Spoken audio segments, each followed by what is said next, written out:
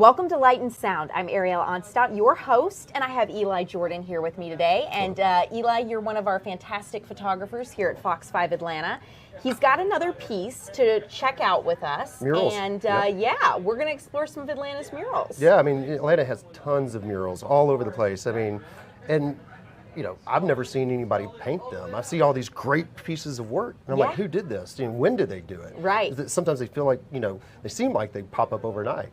No, that's such a good point, because sometimes you'll be walking along the Beltline or, you know, someplace in Atlanta, and you take a double take, you go, I don't think I saw that before. So you're exploring some of these pieces with the artist. What was some of your inspiration? What made you take a look and say, I want to put together a Nat Pack, some natural sound story, for those of you who are unaware, right?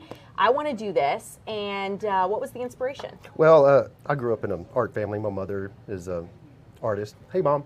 And so, I mean, I've always had a soft spot in my heart for artists, and you know, and with the colors of murals and their big pieces, I mean, you can't go wrong shooting that. No. And you know, and also, you know, getting the artists that are willing to talk, that, you know, tell me about, you know, what they're, you know, drawing and how they come up with their art. Absolutely. And they're also, you know, kind of like wearing their heart on their sleeves, you know, because they're very vulnerable. Yeah. Working on this piece that's probably like 20 feet high, 10 feet wide.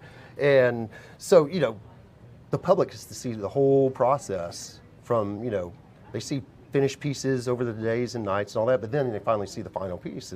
But, you know, I mean, an artist is quite vulnerable when they put their art up on the side of the road, or, you know, along buildings or whatever, for the public to see for years to come, potentially. Yeah. It's something, you know, really special when you get to put your work out there and it's well received. And it can be nerve-wracking to take some of that criticism and feedback, especially if, you know, your work is new or you're trying something different. I'm excited to see your piece. Before we send people over to watch it, I want to ask you, where were some of the filming locations for these murals? So if people are watching this and trying to put a reference point, and maybe they want to go check it out after watching, where are some of the locations? So it's in the Mechanicsville, Pittsburgh, Adair Park area along Ralph David Abernathy Boulevard. Right in the curve. It's close to right across the street from iDrum. Which is you know, art studio, gallery area for, you know, artists to come and have some space to work and all that. And they helped organize this. It was for the Crossroads Festival. Got it. And Crossroads Mural Festival over there in that part of town. And it's cool. 3 neighborhoods coming together. And what was really unique about this was that they got, you know, artists of all sorts of different genres that normally are not next to each other. Yeah. You know, they got what they call the renegades out there, you know, doing their art, and they have the fine artists. And so it was a real, like, I would say almost like a communal type thing. Yeah. You know, because everybody was just, you know, supporting each other and, you know, looking at each other's art and just going to town. Yes, it was a very, very, very nice thing to see.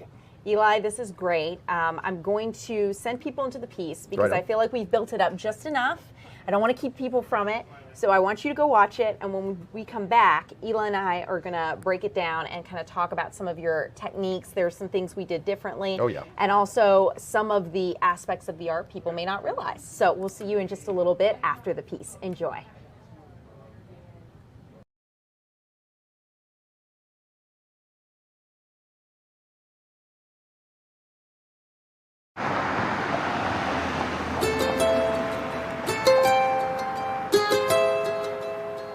It just feels that the mural now is the new art gallery, right? The streets are the real galleries now.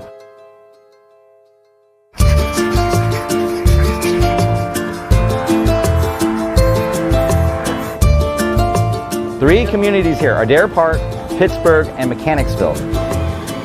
I do find that Atlanta has just so much hidden talent. This one, we wanted to make sure that it was representing all the styles.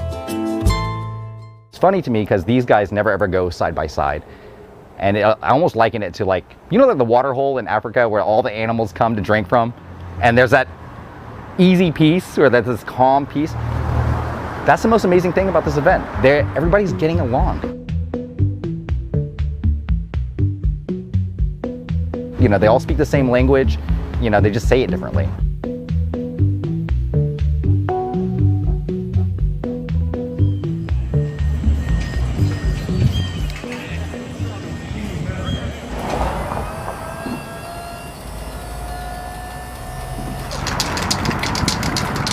It's nice to be back at it. It's been too long, and I've missed doing these larger pieces, but it's been 4 years since I did my last mural. This is my first one that's fully spray paint. I made a personal challenge for myself to be able to do completely aerosol on this one. Sometimes you're kind of bearing your soul up there and showing the process. Cool. It's a mural of 5 different face segments that are becoming one woman. Too many emotions all at once, too many expectations all at once. And it's a little unnerving, so I guess surrealist, contemporary portrait. She's a mighty mean woman, do me this way. When I leave this time pretty much. This is sort of a portrait slash artist rendition of Blind Willie McTell, who's an Atlanta blues guy, kind of a legend from the 1940s. He plays the 12-string like Atlanta Strut, Statesboro Blues, a lot of Georgia-themed blues songs. He actually used to hang out not far from this area. So I just wanted to pay homage to a local legend that doesn't get talked about that often. Sister tell your brother, brother tell your auntie, now auntie tell your uncle, uncle tell my cousin, now cousin tell my friend, going up the country, mama don't you wanna go? I always say if you can draw, then you can paint a mural. It's just about scaling up. That's the only tricky part, but there's all kinds of fun tools, grids and projectors, and I don't know, you should give it a try if you want to.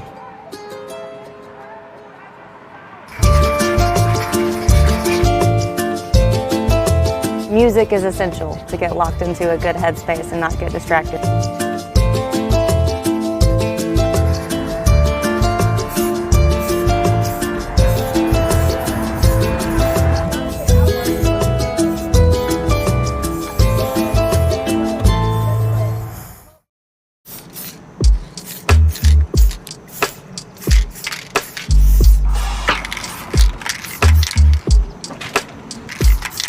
Something about using the can and birthing images from spray paint, just something beautiful and relaxing about that. I paint a lot on the belt line. That's where most people know me from, is painting on the belt line. So it's really cool to see the people walk past and want to take pictures with it and stuff like that, not knowing that the artist is standing right behind them most of the time.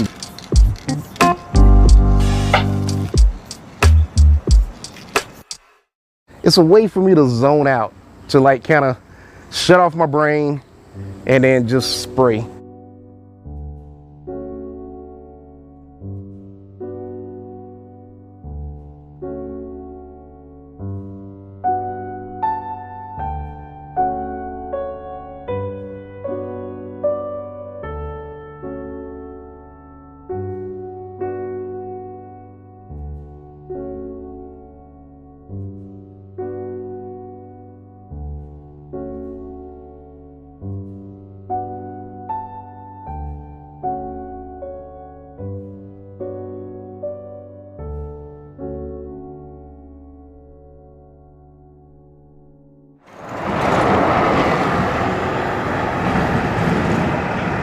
I used to be a graffiti artist when I was a kid, more of a tagger. So now I think about like when I was a little kid, just tagging, and now people actually pay me to do murals.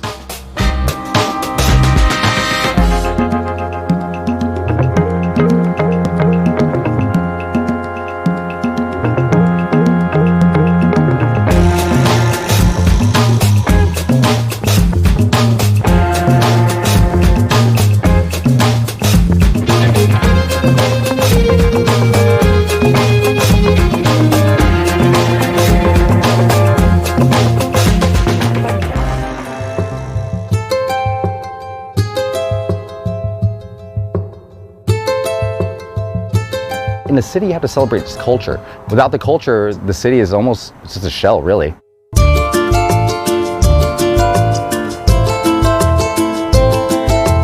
It's nice to be able to walk by something that was just gray cinder block and have color and expression and a reminder that we're all here and we all have something to say.